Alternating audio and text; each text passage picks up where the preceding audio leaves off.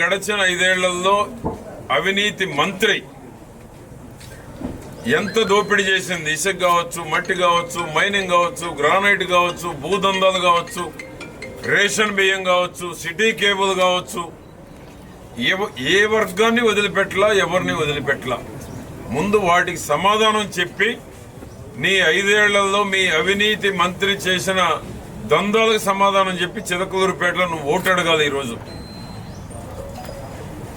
అవన్నీ మర్చిపోయి నా మీద ఏదో అసత్యాలు ఆరోపణలు, ఒకసారి గెలిచారు నా మీద అబద్ధాలు చెప్పి 5 ఏళ్లలో ఏం చేశారు, నేను ఏ తప్పు చేస్తుంటే, ఏ తప్పు చేయని వాళ్ళే మీరు అక్రమ కేసులు అరెస్టులు చేశారు.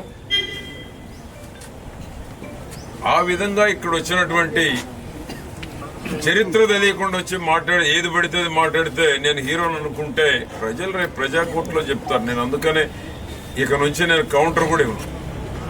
ఎన్ని మాట్లాడుతావు మాట్లాడుకో, నా నిజాయితీ ఏంటో, నా క్యారెక్టర్ ఏంటో చిలకలూరుపేట ప్రజలకు తెలుసు. తెలుగుదేశం బీజేపీ కలిసినప్పుడే అభివృద్ధి జరిగింది.